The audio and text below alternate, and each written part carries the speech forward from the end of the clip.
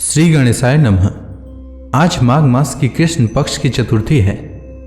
आज के दिन सकट चौथ या माघी संकष्टी चतुर्थी का व्रत रखने और भगवान गणेश की पूजा करने से सभी प्रकार की मनोकामनाएं पूर्ण होती है।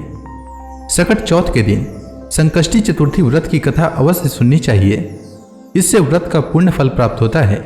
तो आइए सुनते हैं संकष्टी चतुर्थी व्रत कथा।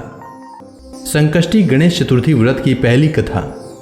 एक बार देवता कई विपदाओं में घिरे थे, तब वह मदद मांगने भगवान शिव के पास आए। उस समय शिव के साथ कार्तिकेय तथा गणेश जी भी बैठे थे। देवताओं की बात सुनकर शिव जी ने कार्तिकेय व गणेश जी से पूछा कि तुम दोनों में से कौन देवताओं के कष्टों का निवारण कर सकता है। तब कार्तिकेय व गणेश जी दोनों ने ही स्वयं को इस कार्य के लिए सक्षम बताया। इस पर भगवान शिव ने दोनों की परीक्षा लेते हुए कहा कि तुम दोनों में से जो सबसे पहले पृथ्वी की परिक्रमा करके आएगा वही देवताओं की मदद करने जाएगा। भगवान शिव के मुख से यह वचन सुनते ही कार्तिकेय अपने वाहन मोर पर बैठकर पृथ्वी की परिक्रमा के लिए निकल गए। परंतु गणेश जी सोच में पड़ गए कि वह चूहे के ऊपर बैठकर सारी पृथ्वी की परिक्रमा करेंगे तो इस कार्य में उन्हें बहुत समय लग जाएगा। तभी उन्हें एक उपाय सूझा। गणेश जी अपने स्थान से उठे और अपने माता पिता की 7 बार परिक्रमा करके वापस बैठ गए। परिक्रमा करके लौटने पर कार्तिकेय स्वयं को विजेता बताने लगे। तब शिव जी ने श्री गणेश से पृथ्वी की परिक्रमा न करने का कारण पूछा। तब गणेश जी ने कहा, माता पिता के चरणों में ही समस्त लोक है। यह सुनकर भगवान शिव ने गणेश जी को देवताओं के संकट दूर करने की आज्ञा दी। इस प्रकार भगवान शिव ने गणेश जी को आशीर्वाद दिया कि चतुर्थी के दिन जो तुम्हारा पूजन करेगा और रात्रि में चंद्रमा को अर्घ्य देगा, उसके तीनों ताप यानी देहिक ताप, दैविक ताप तथा भौतिक ताप दूर होंगे। इस व्रत को करने से व्रतधारी के सभी तरह के दुख दूर होंगे और उसे जीवन के भौतिक सुखों की प्राप्ति होगी। चारों तरफ से मनुष्य की सुख समृद्धि बढ़ेगी, पुत्र पौत्र आदि धन ऐश्वर्य की कमी नहीं रहेगी। अब आइए सुनते हैं संकष्टी गणेश चतुर्थी व्रत की दूसरी कथा। एक समय की बात है, राजा हरिश्चंद्र के राज्य में एक कुम्हार था। वह मिट्टी के बर्तन बनाता, लेकिन वे कच्चे रह जाते थे। एक पुजारी की सलाह पर उसने इस समस्या को दूर करने के लिए एक छोटे बालक को मिट्टी के बर्तनों के साथ आवा में डाल दिया। उस दिन संकष्टी चतुर्थी का दिन था। उस बच्चे की मां अपने बेटे के लिए परेशान थी। उसने गणेश जी से बेटे की कुशलता की प्रार्थना की।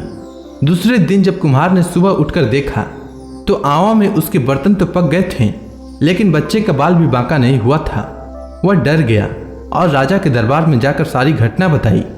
इसके बाद राजा ने उस बच्चे और उसकी मां को बुलाया तो मां ने सभी तरह के विघ्न को दूर करने वाली संकष्टी चतुर्थी का वर्णन किया।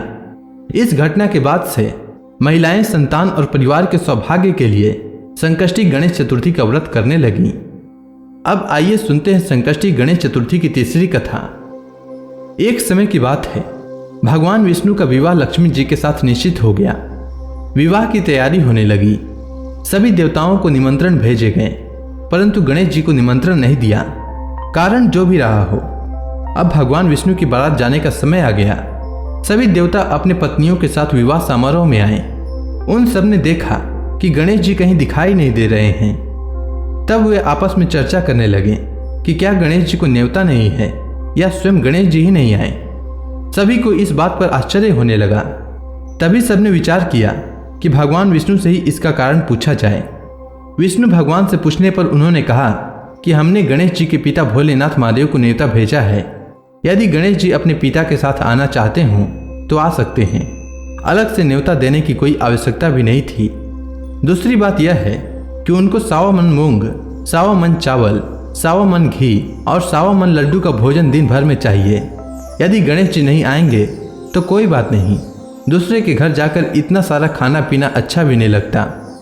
इतनी वार्ता कर ही रहे थे कि किसी एक ने सुझाव दिया कि यदि गणेश जी आ भी जाएं तो उनको द्वारपाल बनाकर बैठा देंगे कि आप घर की याद रखना। आप तो चूहे पर बैठकर धीरे धीरे चलोगे तो बारात से बहुत पीछे रह जाओगे। यह सुझाव भी सबको पसंद आया, तो भगवान विष्णु ने भी इस पर अपनी सहमति दे दी।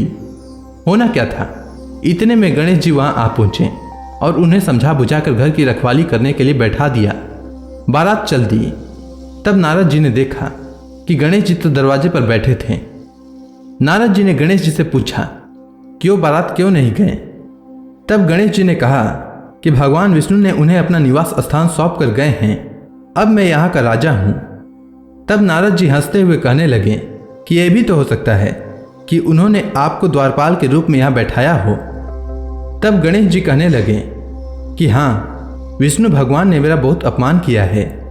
नारद जी ने कहा कि आप उदास न हों, आप अपनी मूषक सेना को आगे भेज दें तो वह रास्ता खोद देगी, जिससे उनके वाहन धरती में धंस जाएंगे। तब आपको सम्मान पूर्वक बुलाना पड़ेगा। अब तो गणेश जी अपनी मूषक सेना को जल्दी से आगे भेज दिए और सेना ने जमीन पोली कर दी। जब बारात वहां से निकली तो रथों की पहिए धरती में धंस गए। लाख कोशिश करें परंतु पहिए नहीं निकले। सभी ने अपने अपने उपाय किए परंतु पहिए तो नहीं निकले, बल्कि जगह जगह से टूट गए। किसी को समझ में नहीं आ रहा था कि अब क्या किया जाए। तब नारद जी ने कहा, आप लोगों ने गणेश जी का अपमान करके अच्छा नहीं किया। यदि उन्हें मनाकर लाएं तो आपका कार्य सिद्ध हो सकता है और यह संकट टल सकता है। शंकर भगवान ने अपने दूत नंदी को भेजा और वे गणेश जी को लेकर आए।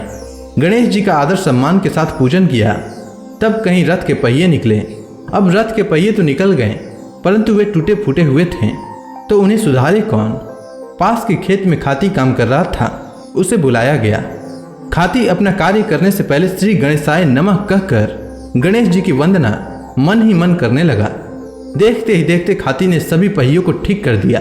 तब खाती कहने लगा कि हे देवताओं, आपने सर्वप्रथम गणेश जी को नहीं मनाया होगा और न ही इनकी पूजन की होगी, इसीलिए तो आपके साथ यह संकट आया है। हम तो मूर्ख अज्ञानी हैं, फिर भी पहले गणेश जी को पूजते हैं, उनका ध्यान करते हैं। आप लोग तो देवता गण हैं, फिर भी आप गणेश जी को कैसे भूल गए। अब आप लोग भगवान श्री गणेश की जय बोल कर जाएं, तो आपके सब कार्य बन जाएंगे और कोई संकट भी नहीं आएगा। ऐसा कहते हुए बारात वहां से चल दी और भगवान विष्णु का लक्ष्मी जी से विवाह संपन्न करा के सभी सकुशल घर लौट आए। हे गणेश जी महाराज, आपने विष्णु भगवान के जैसे कार्य सिद्ध किए, उसी प्रकार सभी के कार्य सिद्ध करें। अब आइए सुनते हैं संकष्टी गणेश चतुर्थी व्रत की चौथी कथा। एक बार भगवान शिव और माता पार्वती नर्मदा नदी के किनारे बैठे थे। वहां माता पार्वती ने भगवान शिव के साथ समय व्यतीत करने के लिए चौपड़ खेलने को कहा। शिव भगवान चौपड़ खेलने के लिए तो तैयार हो गए, परंतु इस खेल में हार जीत का फैसला कौन करेगा, यह प्रश्न उनके समक्ष उठा। तो भगवान शिव ने कुछ तिनके एकत्रित करके उसका एक पुतला बनाकर उसकी प्राण प्रतिष्ठा कर दी और पुतले से कहा, बेटा, हम चौपड़ खेलना चाहते हैं, परंतु हमारी हार जीत का फैसला करने वाला कोई नहीं है, इसीलिए तुम बताना कि हम दोनों में से कौन हारा और कौन जीता। उसके बाद भगवान शिव और माता पार्वती का चौपड़ खेल शुरू हो गया। यह खेल 3 बार खेला गया और संयोग से तीनों बार माता पार्वती ही जीत गईं। खेल समाप्त होने के बाद बालक से हार जीत का फैसला करने के लिए कहा गया, तो उस बालक ने महादेव को विजयी बताया। यह सुनकर माता पार्वती क्रोधित हो गईं और क्रोध में उन्होंने बालक को लंगड़ा होने और कीचड़ में पड़े रहने का श्राप दे दिया। बालक ने माता पार्वती से माफी मांगी और कहा कि यह मुझसे अज्ञानतावश ऐसा हुआ है, मैंने किसी द्वेष भाव से ऐसा नहीं किया है। बालक द्वारा क्षमा मांगने पर माता ने कहा, यहाँ गणेश पूजन के लिए नाग कन्याएं आएंगी, उनके कहे अनुसार तुम गणेश व्रत करो, ऐसा करने से तुम मुझे प्राप्त करोगे। यह कहकर माता पार्वती शिव जी के साथ कैलाश पर्वत पर चली गईं। 1 वर्ष के बाद उस स्थान पर नाग कन्याएं आईं। तब नाग कन्याओं से श्री गणेश के व्रत की विधि मालूम करके उस बालक ने 21 दिन लगातार गणेश जी का व्रत किया। उसकी श्रद्धा से गणेश जी प्रसन्न हुए। उन्होंने बालक को मनोवांछित फल मांगने के लिए कहा। उस बालक ने कहा, हे विनायक, मुझ में इतनी शक्ति दीजिए कि मैं अपने पैरों पर चलकर अपने माता पिता के पास कैलाश पर्वत पर पहुंच सकूं और वे यह देखकर प्रसन्न हों। तब बालक को वरदान देकर श्री गणेश अंतर्ध्यान हो गए। इसके बाद वह बालक कैलाश पर्वत पर पहुंच गया और कैलाश पर्वत पर पहुंचने की अपनी कथा उसने भगवान शिव को सुनाई। चौपड़ वाले दिन से माता पार्वती शिव जी से विमुख थीं, अतः देवी के रुष्ट होने पर भगवान शिव ने भी बालक के बताए अनुसार 21 दिनों तक श्री गणेश का व्रत किया। इस व्रत के प्रभाव से माता पार्वती के मन में भगवान शिव के प्रति जो नाराजगी थी वह समाप्त हो गई। तब यह व्रत विधि भगवान शंकर ने माता पार्वती को बताई। यह सुनकर माता पार्वती के मन में भी अपने पुत्र कार्तिकेय से मिलने की इच्छा जागृत हुई। तब माता पार्वती ने भी 21 दिन तक श्री गणेश का व्रत किया तथा दुर्वा फल लड्डुओं से श्री गणेश जी का पूजन अर्चन किया। व्रत के 21वें दिन कार्तिकेय स्वयं माता पार्वती जी से आ मिले। उस दिन से श्री गणेश चतुर्थी का यह व्रत समस्त मनोकामनाओं की पूर्ति करने वाला व्रत माना जाता है। इस व्रत को करने से मनुष्य के सारे कष्ट दूर होकर मनुष्य को समस्त सुख सुविधाएं प्राप्त होती है। तो प्रेम से बोलिए भगवान श्री गणेश की जय।